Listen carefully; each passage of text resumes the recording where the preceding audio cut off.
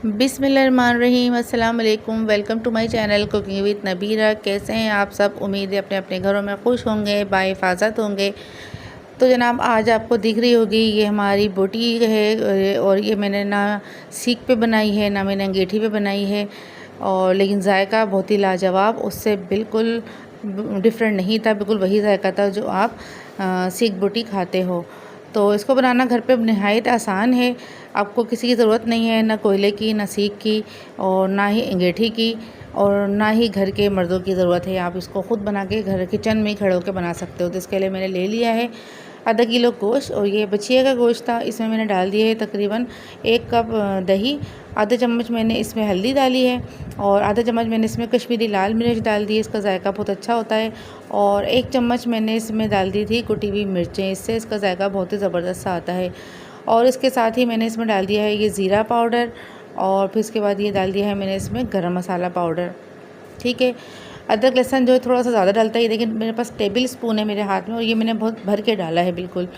तो टीस्पून होगा तो वो 2 डालेगा। और टेस्ट के हिसाब से मैंने इसमें नमक डाल दिया है, और 1 चम्मच मैंने इसमें घी डाल दिया है। आप चाहो तो तेल भी डाल सकते हो। तो इन सब चीज़ों को मिक्स करके आप अच्छी तरीके से मिक्स कर दो, और फिर इसको मैरिनेशन के लिए हमें छोड़ना है, कम से कम भी 3 से 4 घंटे तो लाजमी छोड़ना है मैरिनेशन के लिए।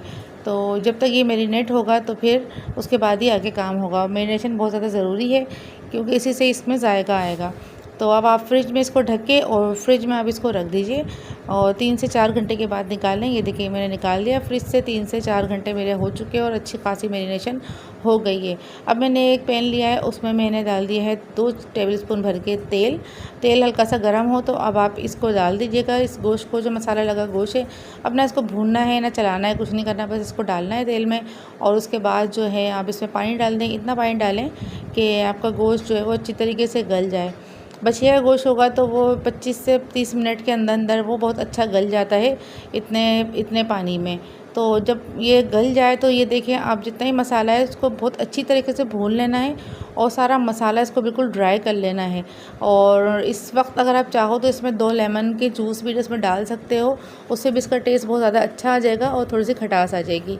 तो ये देखिए मेरी बोटियाँ तकरीबन रेडी हो चुकी हैं। सब मैंने निकाल दी है प्लेट में, और हल्का सा मैंने ठंडा कर लिया था, इतना कि जितना मैं हाथ में ले सकूं।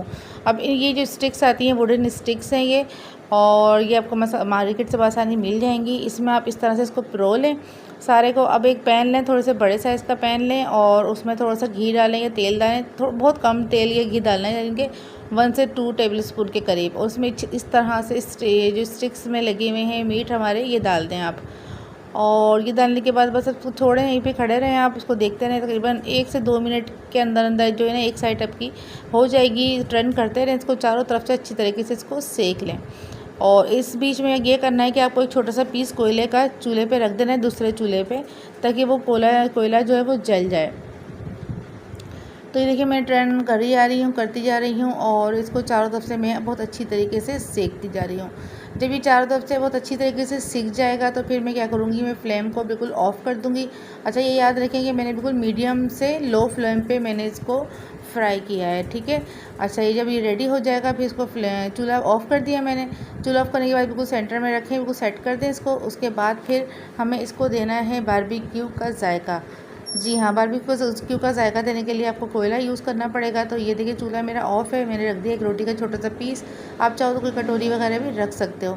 तो जले हुए कोयले को इस तरह से इसके ऊपर रखें, और फिर इसमें थोड़ा सा बिल्कुल तेल डालें, और फिर स्टीम दे दें इसको इस तरह से।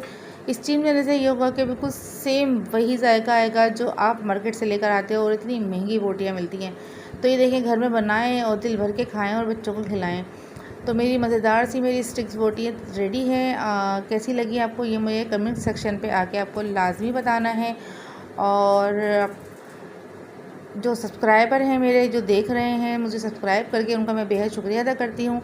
और जो सब्सक्राइबर नहीं है वो भी वीडियो देख रहे हैं मेरी, तो उनका भी बेहद शुक्रिया अदा करती हूँ, और उनसे रिक्वेस्ट करती हूँ कि मेरे चैनल को सब्सक्राइब करें, बेल आइकन को लाजमी थम करिएगा, ताकि न्यू आने वाली वीडियोस आपको मिल सकें। और कमेंट करें, शेयर करें, लाइक करें, और कमेंट ज़रूर करा करें। इससे पता चल जाता है कि फ़ीडबैक पता चलता है आप लोगों का कि कैसी लग रही है मेरी वीडियो। तो मुझे दीजिए इजाज़त, अपना रखिएगा बहुत ज़्यादा ख्याल, और नेक्स्ट वीडियो तक के लिए अल्लाह हाफ़िज़।